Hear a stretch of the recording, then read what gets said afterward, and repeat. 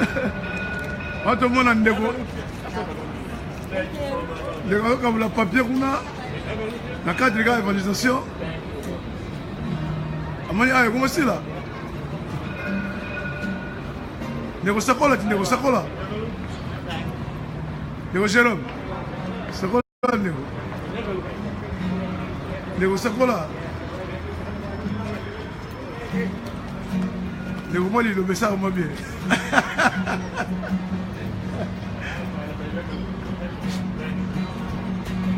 Hey, oh c'est Mireille. C'est Mireille, c'est l'évangélisation. Akambo est sous quartier.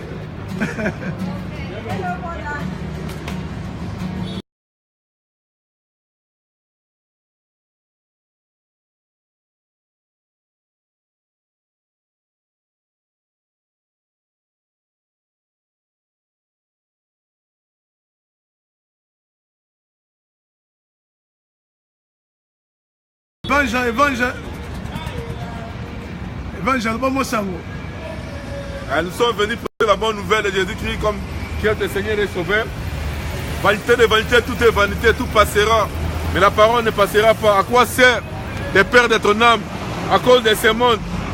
Voilà pourquoi tu es awa. Côté à Malbananzam, Nanzam, Liflet, vous préparez Batumité, ma babon la moté, ma poète. Les lots allaient ailleurs, mais l'homme allaient ailleurs. Vous avez la Kolamuka, ils allaient grâce. Donc Nzamba pesi ope ma ya ofele faut la reconnaissance na Nzambe wana ya to sala musala o Nzamba za lokumu na ye na ba onyoso ba kozwa ngwa ba place na respect d'éternité na ye. Voilà, nous sommes dans la rue, nous sommes préparés pour ça. Les évangélistes aline balabala, ils allaient l'église.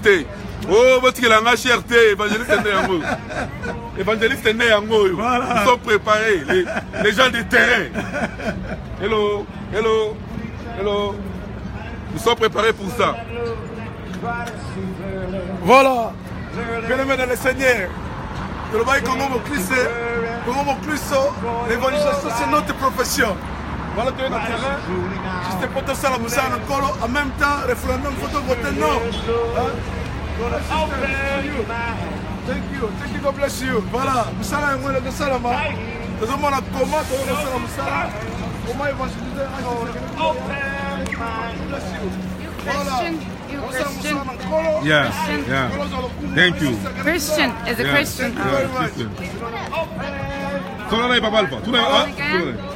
Hi, sister, how are you? How are you? Good, this is Brother Alfie. Born again? Born again Christian. I want to be born again. I go to Christian church. That's very I good. don't do that. This is very good, so you're more than welcome. No, I know, but where is this Where do you church? live? Ballymun. Yeah, that's near, we're in the Blanchardstown. Band. Okay, come and pick you up, no problem. Sala yango de Sala. Okay. Come and pick you up, there's no problem. This is our new sister. We're inviting her to a church. No, I want to get off my methadone before I become born again. Yeah, we need to talk to them. What's your number? Okay, my address. My telephone number's broke at the moment. Yeah, hold on, I'll get your address. My sleep. I love Christian, lovely way to Yeah, that's live, good. sound way to live, bang on, lovely people. Maman, déjà tu as gagné. So, okay, so, Après sa adresse na yeah, we come and pick you up, no problem. ça na biso yango yo. We come to pick you up. Nous avons un évangéliste Makou. Il peut qu'on a convaincre mutu aisa Yesu Masia azali nani. Moi ndeko na biso comme mo Kristo awa. 21 Maryville to present. Osala to yaki yango ya ko péché. 21 Maryville L'évangile ezaka biso ba congolais te na mindele. Ya ko moni ete tina mindele. Toto gagner bango ba Yesu Masia. Voilà mon contribuer mo bikisi. Kama za lokumu. Sala iko sala mawa. WOOD.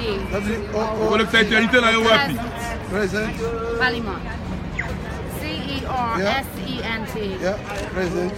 Ballymun. DLF. Yeah. Il soit loué. We come there. Okay? Yeah. Come pick you up. No, you won't. When though? Sunday. Sunday. What time?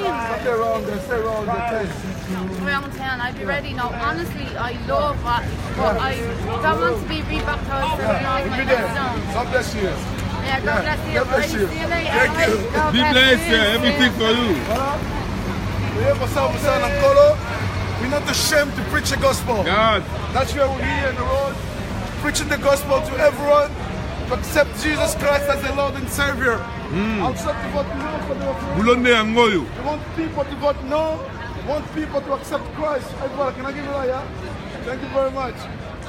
Hey, brother, can I give you this? Thank you. Hey, man.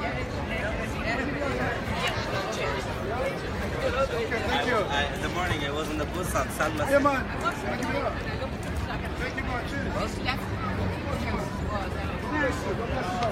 All right. Voilà, we're here to preach the gospel. Kongomo Christo, preaching the gospel on the street is our job. That's why we're here, brother.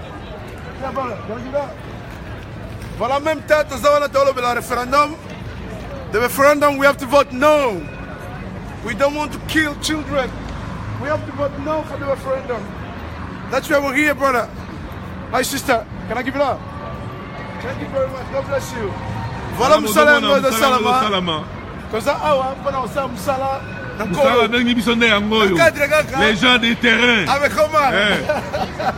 Oh, la salle dit, moi, m'appelle ça, ma chère, la théâtre. Ah, come on, sister, come on. La salle dit, moi, m'appelle ma chère, la théâtre. Chéri Yamoyo.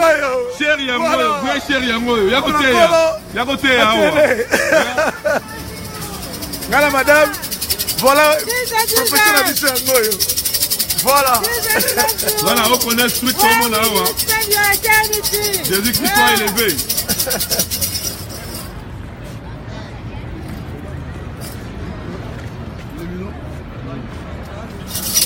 Ah, voilà, on connaît ce truc. Autant vous savez l'encolo. On peut faire mettre la matière 28. Voilà, merde, ne pointe. Vanité, les vanités, tout est vanité. Merde, ne paye, ne pointe. Et là, on est qui m'a dit ça. Ah, mais comment?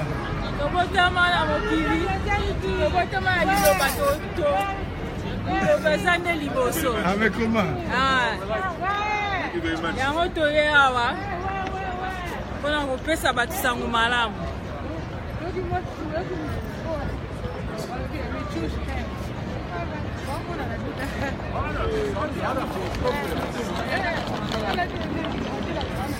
Wana évangéliste ntango ifone aza wana azokabulama na bankolo.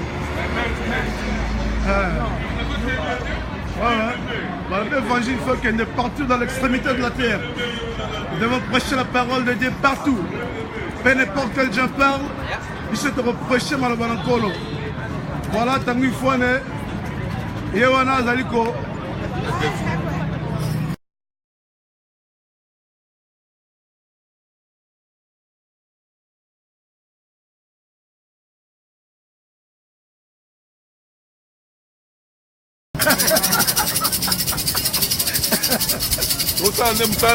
Voilà, évangéliste Tangu. On dirait que voilà tout le monde de Jérôme et on a la pointe. Ça encore les salles.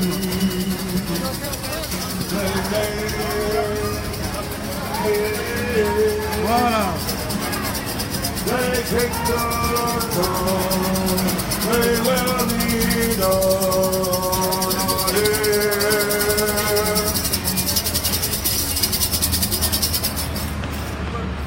Président de ma maman à la télé. Président de ma maman est à la télé. Président de ma maman à la télé. En personne. T'attends la même film. Terrible, là, c'est un film.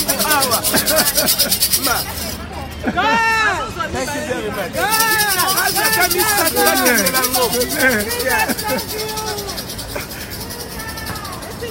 Mama Limbo, ye wana na terre. Mama Limbo. Mama Limbo esa nini ya yebisa biso nani? Mama Limbo esa nini ya yebisa biso? En même temps, tu as un référendum. Tu peux pas voter non. C'est bien. Oui. Donc voter non.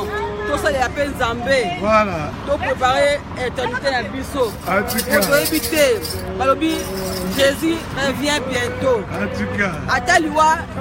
ata ya ye lelo te toyebake liwa ezali tomibongama mpo toyebi ngonga te lobi eza ya biso te lelo ya butu eza ya biso te eza kaka ya nzambe kolela kolamuka eza ya biso te eza kaka bolingo ya nzambe na pamboli bino Sere bisa baliloba, sere silo baliloba.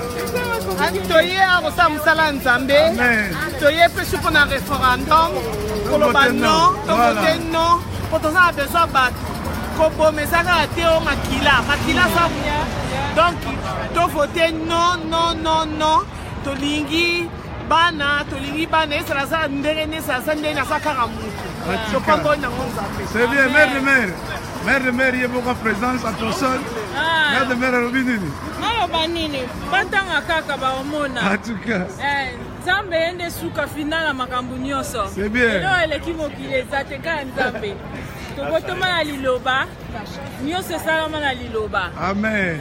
yango toye awa mpona kobenda bato mosusu baya epa nzambe C'est bao bien. bayebi nzambe te bapusana biso mpe bamosusu toyebi nzambe me toyebi nzambe na bozindo te toye kaka mpona kopartage topusana nzambe alingi biso mingi. Amen. Merci. Voilà, tout le monde dit l'évangéliste international, donc continuez Moussala. Comme Balabi, évangélisation, c'est notre service. It's called Alpha. It's businessman, man of God. Man of God. That's right, yeah. It's coming God from bless you, business, brother. yeah. You're welcome. We see you in the church, okay? Thank you. God bless you. This is our international evangelist. Okay. Yeah. Thank you. Thank you. Thank you. Thank you very much. Okay. Have a good day. Thank you. Have a good day. Thank can you. have one word of encouragement to people for preaching one You want to say a word to the people? Just you can encourage the the people. way you get an invitation People, to join try us. to believe in whatever you want, but try to be good for your lives and do whatever you want, but make people happy. Very good. Okay. Thank you. God bless you. Very much, my brother. God bless you, brother. One evangelist say, "Hey, To Mogo." listen again for you. To listen for him. Oh yeah. Well, what do I have to say? Say something like you've been invited to a church, Well, and then you can invite also the people to know Christ. Be honest, respect other people, and live without worries, and don't worry, and live. Do whatever you think it's right to do. Very good. Bye. Thank you, brother. We see you in the church then. Bye. God bless you. Bye bye. Direct International, mosala eza kosala mao na kati ya O'Connell Street. Voilà. Toza koluka bampate bato bazala kobunga toza kodepeple zone ya ténèbre Voilà. mpona kopeple zone ya lumière ya nzambe. Alors mosala toza kosala yango wana ndeko oza na ndako sala so évangélisation internationale lobi ete bato bapusa liboso na nzambe ce qui est très important. Merci. Po mokili ekoleka biloko nango ekoleka Voilà. eloba na nzambe ekolekaka jamais. We're also voting no for the referendum. We want our sister to say a word. Sister, say a word. We want to vote no. Vote no. Save Ireland from abortion. Thank you. Respect all lives. We don't want to be the killer. We want to No. save people. We honour and love everybody equally. All right. And we don't want to take advantage of a girl in distress who Yes. panics, allow her time to accept this will pass. And it's a wonderful thing to have your own child. Thank you. Grandchild and niece, nephew. It makes society. What good is the world without people? Thank you. God bless you.